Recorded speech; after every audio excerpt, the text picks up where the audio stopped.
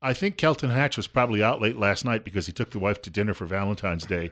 But he's going to try to give it the old college try today on the air with us. He's joining us from Idaho Fish and Game, and he'll be here throughout the hour. So if you've got a question or comment for him, please feel free to give us a shout out.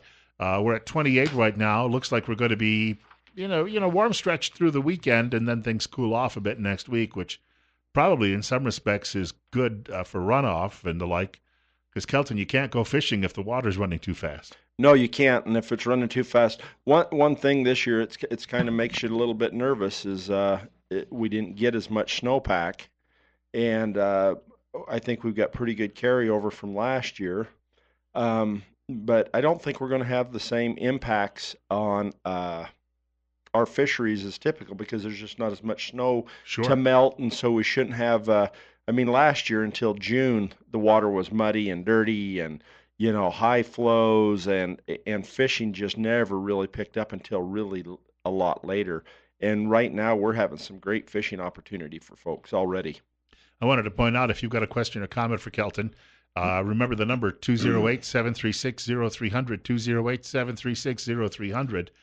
First off, you've got to mention there's a public meeting coming up. There is, and we talk about this all the time, Bill, on here. It's your time to come out and talk to us about what you would like to see in the fisheries of the Magic Valley.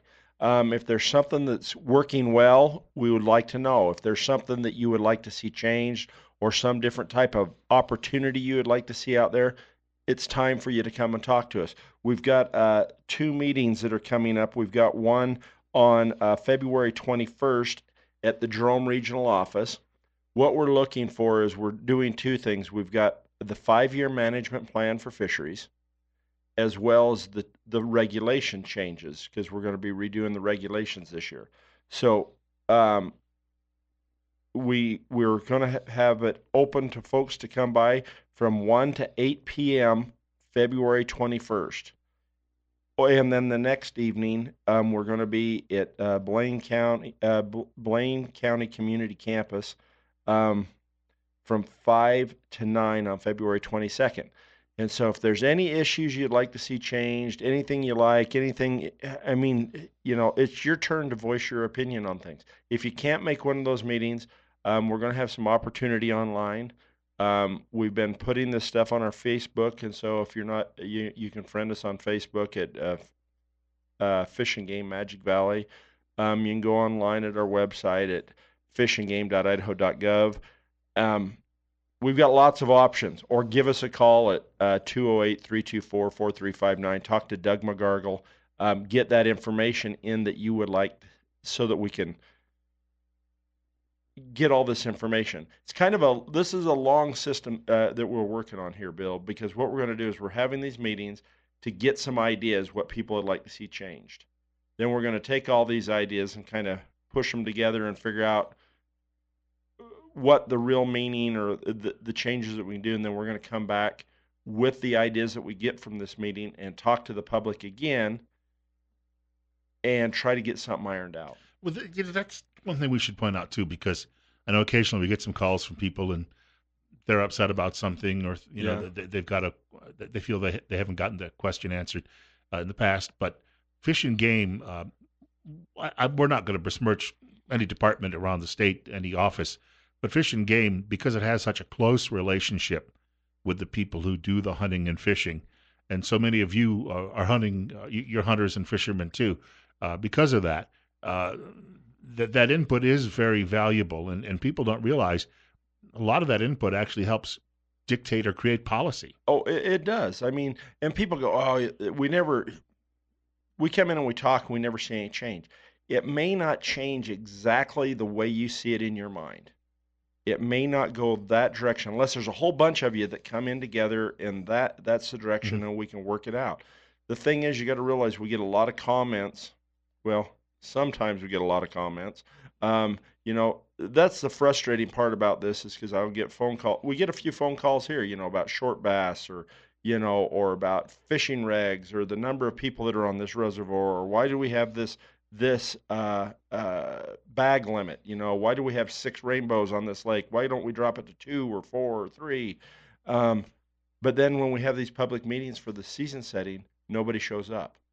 And so if you would like to see something changed right now, and we take all this information and we try to combine it and we scope it to the public and try to get comments. I mean, we go as far as mailing out mailers for like a mule deer thing this last year. We sent out 5,000 pieces of mail to or 10,000 pieces of mail to mule deer hunters so that we can get 40% of them sent back to us on what they would like to see changed. And these are people that have bought tags, and so we try multiple ways to get feedback from the public. And so please participate. It's going to be February 21st and in at the Magic Valley Regional Office, and February 22nd up in Haley.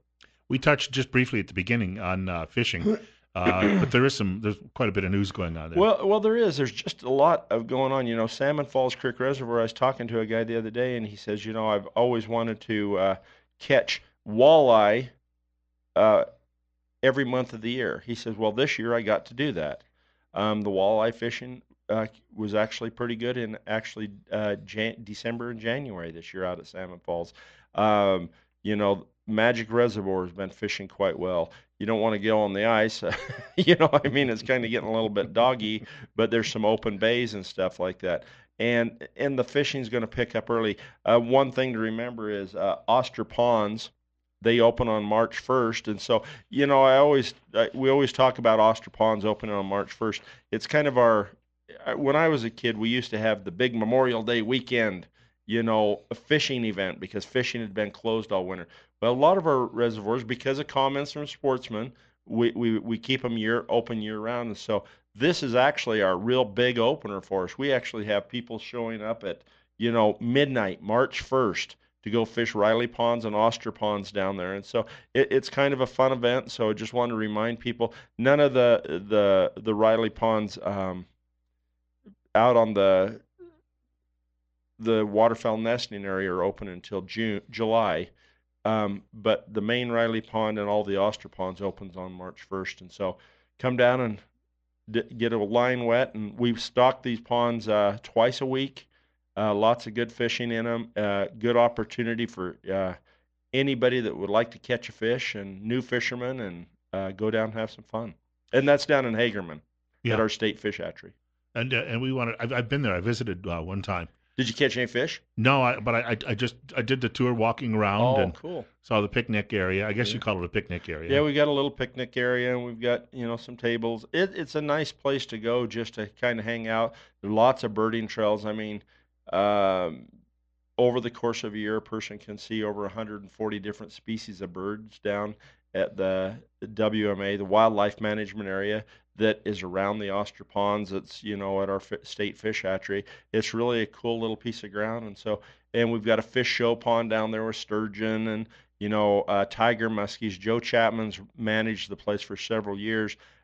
Just really a strong advocate of education and doing things for the public, and got a super neat facility down there, and so go down and enjoy it. And you might be able to hear the sturgeon do the growl, right? Yeah, well, I guess I've never. I'm told that it's like a dog growl. Yeah, and I guess I don't know enough about sturgeon to know whether they growl or bark, but I figured they just swam.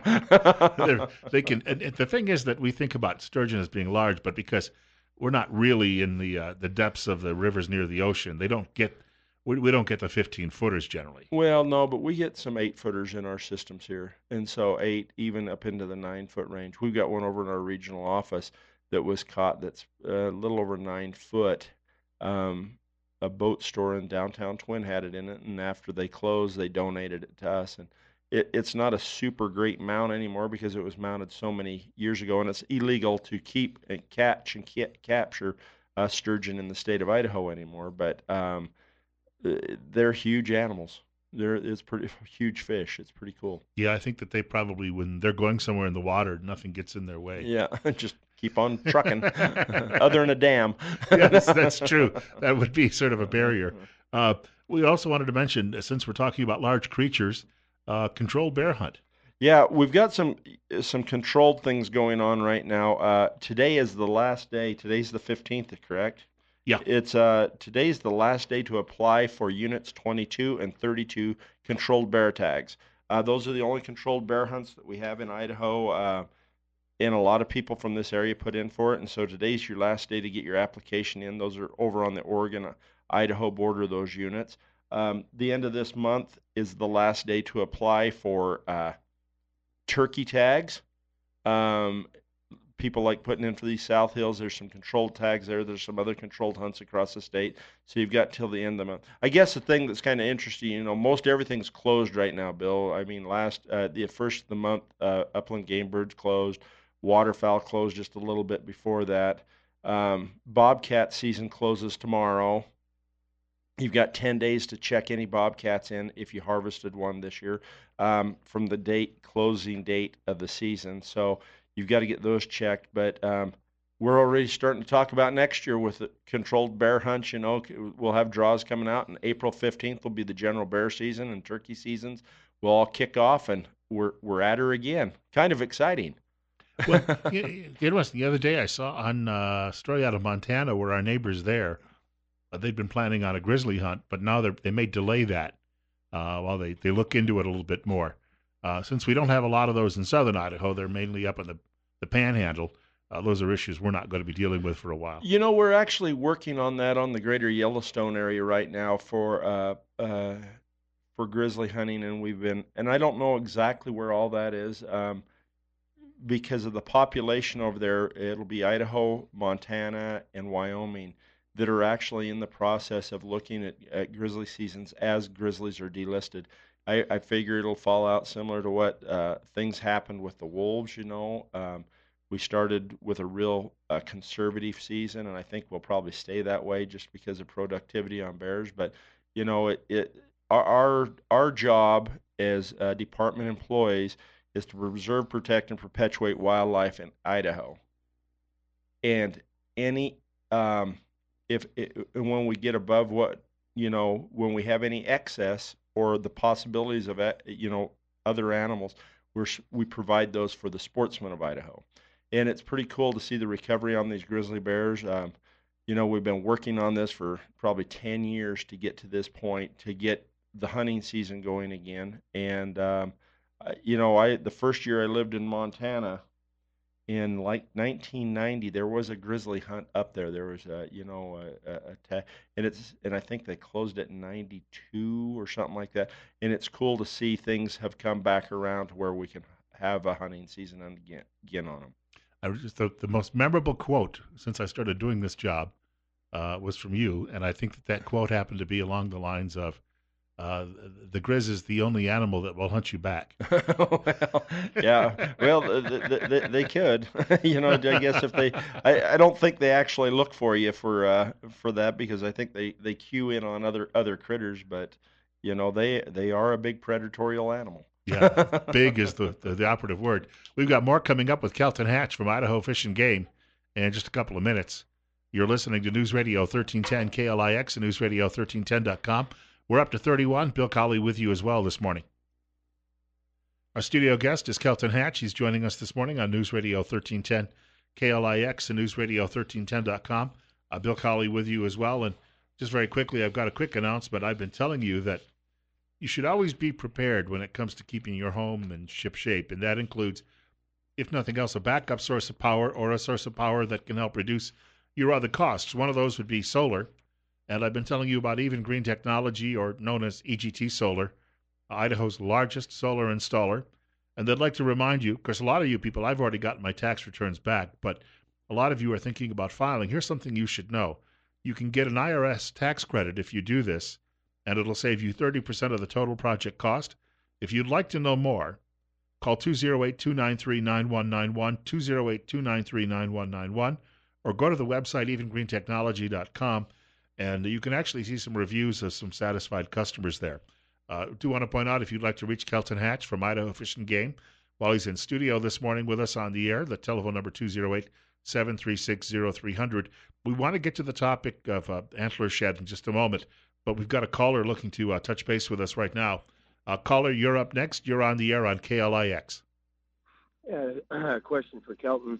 Hey, Kelton, I wondered if you worked with some of the wildlife, organizations and foundations. And I'm looking to join one that might be most effective in just implementing hunters' priorities and so forth with the Fish and Game Department, like Sportsman's Fish and Wildlife or Elk Foundation or Rocky Mountain Mule Deer, all those. Just wondered maybe if you had any input on that, some experience you might have that might guide me in the right direction. You bet. And I think it's great to be getting involved. I think that's a critical thing that we as sportsmen need to do is get involved with these different conservation, sporting groups. And to tell you the truth, sir, any of them I believe are pretty good. I think it's something that it's probably instead of me highlighting it one, I mean I would talk about backcountry hunters and anglers, the Mule Deer Foundation, RMEF, Sportsmen for Fish and Wildlife, Ducks Unlimited, Pheasants Forever. What's your passion? Do some research on it to see if you agree with it. I mean, every one of them have uh, their goals and their what they're hoping to accomplish with their organization. And I think that's probably something that you as a person would need to go over. But I commend you for being interested in joining one of these and putting your money where your mouth is to help the betterment of wildlife in Idaho. I've been a member of all of them at one time or another, and there's some that I've stuck with longer because they believe more in the charter that I believe in, and I can't afford to be a member of all of them. And so, there's lots and lots of good groups out there. So, no, but I think it's great that you're looking at getting involved. And What all of them have banquets coming up in the next, this is banquet season. It's a good way to take a friend or your spouse or somebody out, and you can sit down and hear what they are doing with their money and, and hit those. And it's a good night on the town, and you can have the chance to win rifles and shotguns and other things. And so get out and support them. Want to thank you for the call. We'll squeeze in one other caller here and then try to get back to some other topics on the rundown today. Caller, you're up next. You're on KLIX. It's 926. Yes, I realize the fishing game can't make everybody happy. The coyote is a major predator in our area here, but he doesn't bother me at all, and I've got livestock. But 40 years ago, you could go out and you could find jackrabbits everywhere. You don't have a jackrabbit in the country now, and that was the main food source for coyotes, them and field voles. Why did the rabbits, I understand the fishing game, introduce a disease to kill off the jackrabbits? We've got cottontails, but no jackrabbits. If he would enlighten me a little bit on that. Thank you. Appreciate the call. We've never introduced a disease to kill jackrabbits. What happens is jackrabbits are very cyclical. They run pretty much on a 7-year span. If you go out, there's some areas right now south of town that you can drive down the road and you can't avoid hitting jackrabbits. A lot of it just depends on habitat. Once the population does get high in those, and we've had some super high jackrabbit populations in some of our outlying areas, you can get disease and it'll knock them back for a while, and then you'll see them see their populations restored again. I've seen lots of rabbits driving on the back roads over to Oakley and out in Three Creek and out in Salmon Falls Creek area. I haven't seen the population boom that I've seen in those areas up in by Shoshone and some of these other areas, but we will see that cycle back around just like we do with the voles. And that's one thing that really does, you're exactly right, that drives our coyote populations, it drives bobcat populations, it drives red-tailed hawks, golden eagles, and when those populations die off, those prey animals do go to other sources of protein other than the rabbits, and so they can have more of an impact. We had a study going over in eastern Idaho, and when rabbit populations, vole populations were down, coyotes did feed on deer more. And so, but we didn't introduce anything on that, but to remove jackrabbits because it's just part of nature on their cyclical populations. We have to take a break. Then we're going to try to get to Antler antler shed hunting, hunting. okay. Yeah, we've got that on the way in just a few minutes. But thanks for the call. Kelton Hatch with us in studio. It's 9:30. We're at 31. Bill Colley with you as well on Top Story on News Radio 1310, KLIX, newsradio1310.com. More of our discussion is just ahead. Kelton Hatch joining us in studio on News Radio 1310, KLIX, and newsradio1310.com. Bill Colley with you as well this morning, and we're talking with details about, well, really giving you a monthly rundown on events related to Idaho Fish and Game. One thing, though, that we did want to mention was, and this has come up before, antler shed hunting, because this has caused some problems in places in the past. It's bizarre to me how many. Well, it's not bizarre. I like going out antler hunting. I go out and look for sheds and stuff like that. I'm not the hardcore that a lot of people are because we've had people out in the deserts already pushing really hard. I guess the thing that I really wanted to bring up is just do it. It's not really a competition. And our problem is we get a lot of laws broken by people driving motorized vehicles when they're not supposed to because they figure, that's a good place to go look for a shed and it's easier to get over there on their side-by-side or an ATV or a motorcycle. And so there's been a lot of issues with that. We've had a lot of issues with people chasing herds. I've actually gotten a couple reports from people pushing herds of elk already. We've got another month before sheds start dropping off bulls. Go up, glass them from a distance, kind of figure out where they're going to be, and then get in there. One thing that we battle against, and one thing I would like to, I would like us to at least scope next rule session is a shed hunting season because we've got a lot of states, Utah, and we're starting to get a lot of push from Utah, people coming up into this area to look for sheds because of they have a season on them down there and we don't. And so there's just a lot of issues going on out there. And so just try to obey the rules. And then just, if you see something weird going on, something illegal, give us a holler. Because we're just, it's that time of year, and I can't believe the number of calls or emails I get from people about this already. You wanted to make a couple of references, too, as well this morning, or at least a reference, sawtooth elk tags. I wanted to talk a little bit more about the sawtooth elk tag. We've touched on it. There's a lot of people that are pretty fired up about this. Last year, tags sold out in under 10 minutes. We had people sitting in line for 36 hours prior to the sell of those tags. Then the other half go on sale at noon when they go online. And so the same thing's going to happen this year. And the part of the reason is because it was written in our 2-year big game regulations. And so the commission opted to set on this one more year. I'm guessing that we're going to see some changes next year.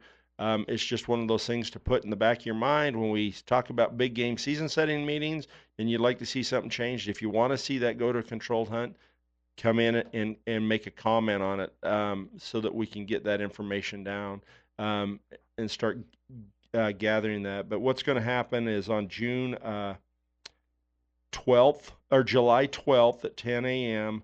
Mountain Standard Time, we will put half the tags on sale at our vendors. And then at 1 p.m. Mountain Standard Time, the other half will go online, on sale online. And so mark that on your calendar if you're wanting to get that sawtooth tag. I know that the Salmon Zone tags have been selling faster since there's been such a push on the sawtooth tag. So, look over your options and know that that's going to happen. Also, you wanted to mention access and depredation fee. This is the single biggest issue that we're having right now.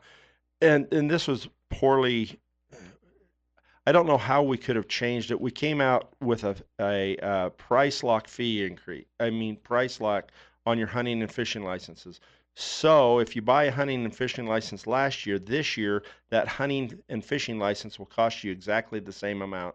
So will your deer and your elk tags. However, we ended up with a depredation and access fee, a new permit that everybody has to buy. So when they come in, they go, well, I thought it was supposed to cost exactly the same as last year. Well, your license does, but this new permit that everybody has to have, whether you buy a fishing license or a hunting license, costs $5. And so you'll have that $5 fee if you haven't purchased your license this year. And to explain where that goes is, I mean, we've got a lot of elk right now in the state of Idaho, and a lot of elk that are near our front range around private property. We've got high depredation costs on elk getting into haystacks and cornfields and potato fields and beet fields and just about everything. And so this fee is to help pay for that as well as purchase access. So anglers and waterfowl hunters and upland game bird hunters, not just big game people, also benefit from this fee because we have this Access Yes program, and the way this happens is landowners come to us with a bid saying, this is how much we'll grant access to our property for. Then we have a group of sportsmen from that region that take all these bids and they sit there and they look at them and they go, well, this one offers the most opportunity for sportsmen, so we're going to purchase this one and this one and this one. They try to balance that for all sportsmen involved, and so that's where that money's going. We have a short break coming up. We've got 20 minutes to go. Kelton Hatch is our studio guest from Idaho Fish and Game on News Radio 1310 KLIX and newsradio1310.com. And we're at 30 right now. Bill Colley with you this morning as well. Kelton Hatch joining us in studio from Idaho Fish and Game. We're coming up on 9:42, and it's at 31. Bill Colley with you as well on Top Story. We've got a caller that is looking to join us, and we've got plenty of time. We'll take a caller here in a moment. I do want to point out just very quickly, if I could, I've been telling you about My Hearing Centers, and they have a new technology called Signia NX. And they're looking for people at My Hearing Centers to test drive the best-sounding, most convenient hearing aids ever. They have revolutionary dual processors, so these things are basically computers, tiny, that would be working in your ears. Signia NX has the most advanced soundscape processing in the industry. To participate, though, you must call 208-969-9015. If you are having difficulty hearing, or someone in the family, or if understanding speech is difficult, you would be welcome to try these devices. Schedule your appointment today. And you've got to try before you buy. What a great concept, exclusively at My Hearing Centers. Call and book your free hearing evaluation and free trial in one of their many convenient locations. Absolutely no fee or commitment. Don't wait. 208-969-9015. That's 208-969-9015. Caller, thank you for your patience. You're up next with Kelton Hatch. Good morning, caller. Hi. Go ahead. I was wanting to ask, well, first I'd like to say I appreciate the Fish and Game planting fish in all our lakes. It's greatly appreciated. You're welcome. When I go out there and fish, and even sometimes when they're planting the fish, there is a flock of pelicans on all our lakes that are really not native to this area. Lake Walcott, Anderson Ranch Reservoir, American Falls, they all have huge flocks of pelicans. Yes, and it's a problem. And we know that, and we've been working on a management plan with the U.S. Fish and Wildlife Service and several other agencies for the past probably 10 years, because they're a protected species by the Migratory Bird Act, and so we're working on some different plans on those. We've actually seen them. We ear tags, cattle ear tags in the wings of these pelicans out at Lake Walcott, and we actually have had a lot of them show up in California and down in the Gulf of Mexico, some of them in the Greater Salt Lake. That's where the main breeding population used to be, and as things have changed, we've seen more of these birds moving north.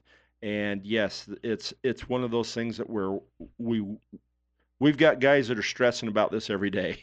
And so I appreciate your call, and just want you to know we're working on it. And of course, they want to thank them too. They're competing, obviously, with fishermen. Mm-hmm. And in some cases, we know that we've actually ran programs where we'll put radio marking devices in fish that we release, and then we go and look for these markers on islands where pelicans live, and we find them to kind of give us an idea on the number of fish that are being taken by pelicans. And just, it's one of those processes that we just can't it's going to take a while to get through all the hoops to be able to take care of this the way that everybody's going to be kind of semi happy with it. And so if it was up to us, things would be taken care of a little quicker probably, but we're working with a lot of other agencies. Next caller. We've got time for another caller here at the moment, and we're at 30. It's 9:46 on KLIX, and caller, go ahead. Nope, you may have answered that question.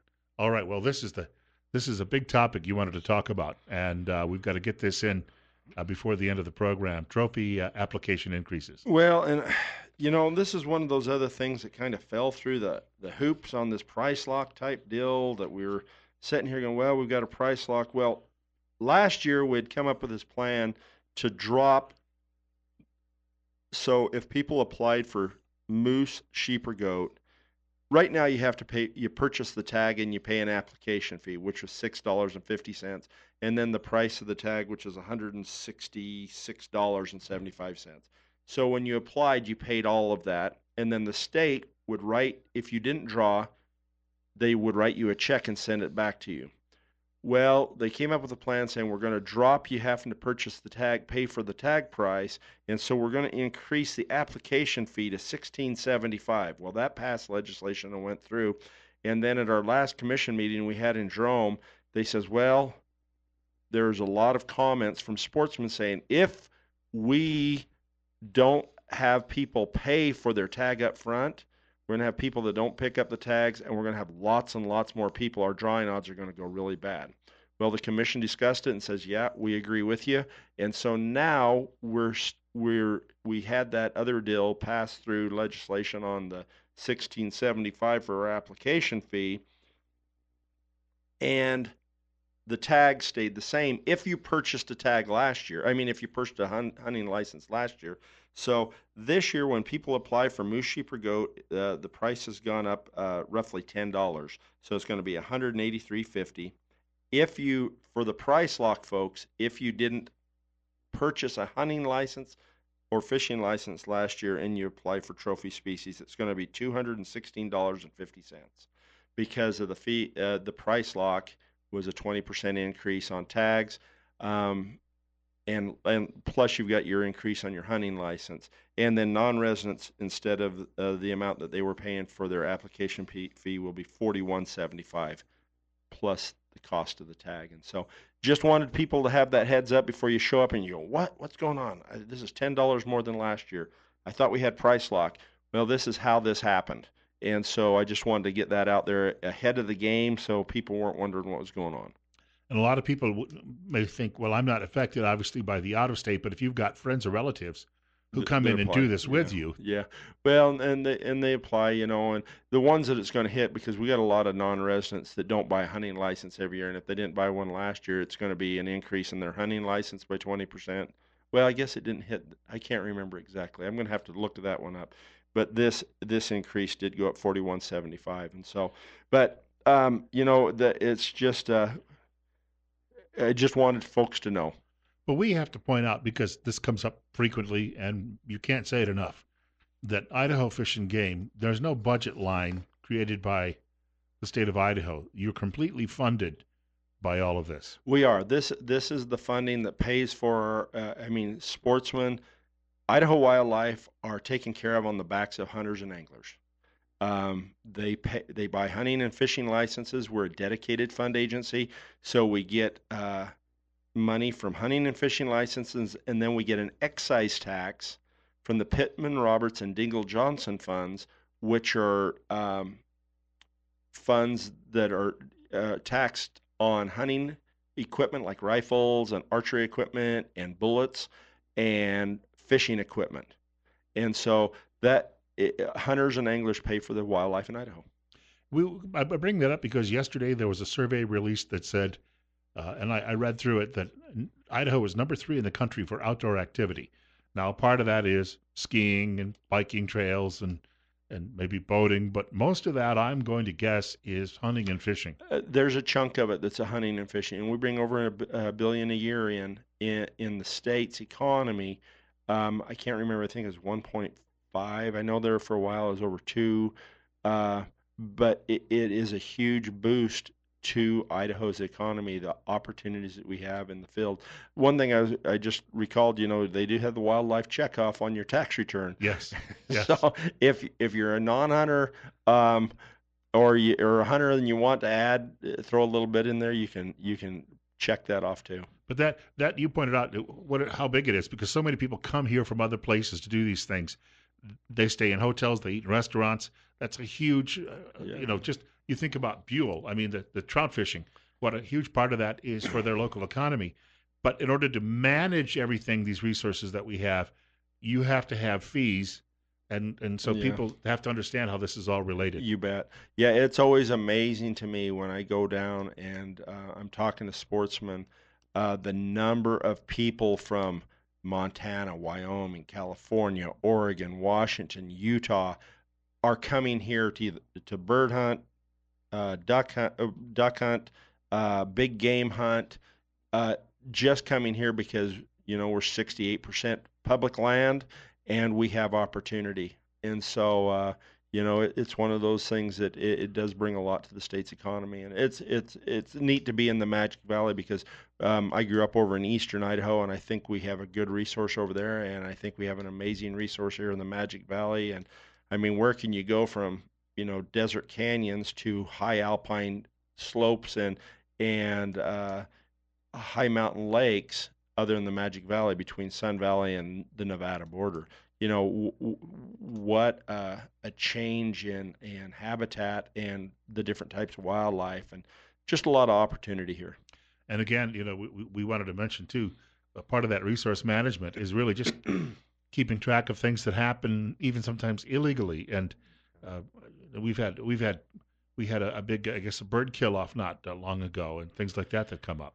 Yeah, and I mean we're working through a lot of our cases right now. If you go on our Facebook page, Magic Valley Fish and Game, we've been publishing a lot of our cases that our officers started working on 3 months or 5 months or 6 months ago that are going through the court system right now. And it's been interesting to see the comments that come across on them, and there's a lot of supporters of people not wanting people to break the law, and that's about what I'm going to leave it at. But we do have a policy on there. There's no foul language. There's no attacking other people, and so you can lose your comment pretty quick if you do that. But it's a good way to keep up to date on what's going on.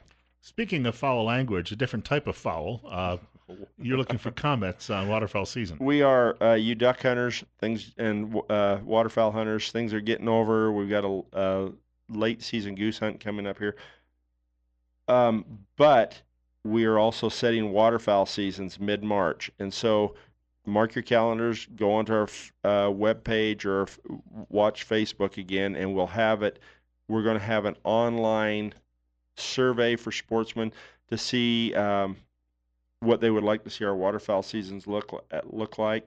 One thing, the single biggest comment I get on this bill is a lot of people would like to see waterfowl season go later. We are butted up against the latest date that the feds will let us shoot waterfowl in the Magic Valley.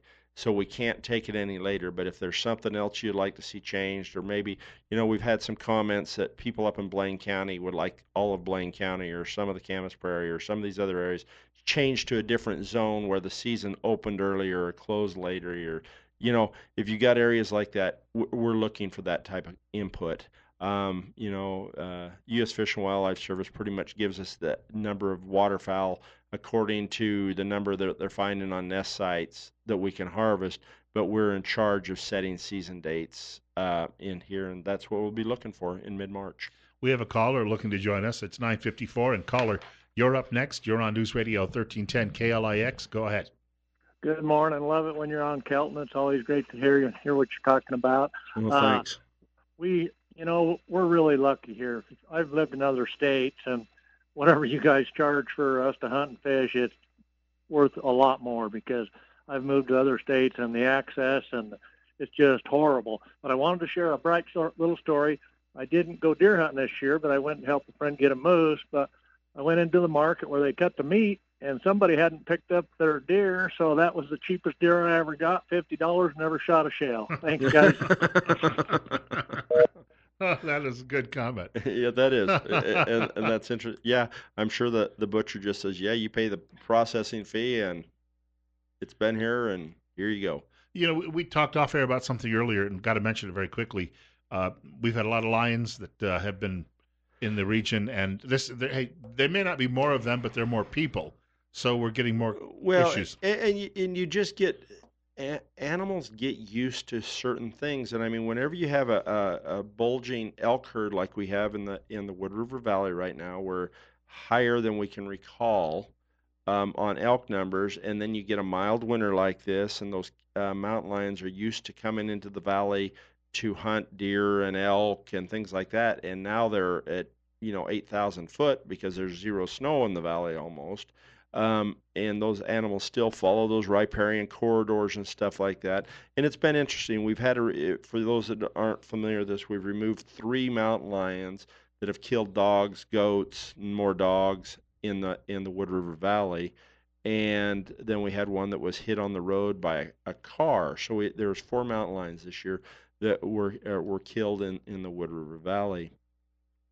And the interesting thing is one of them was really, really old. Teeth were worn out.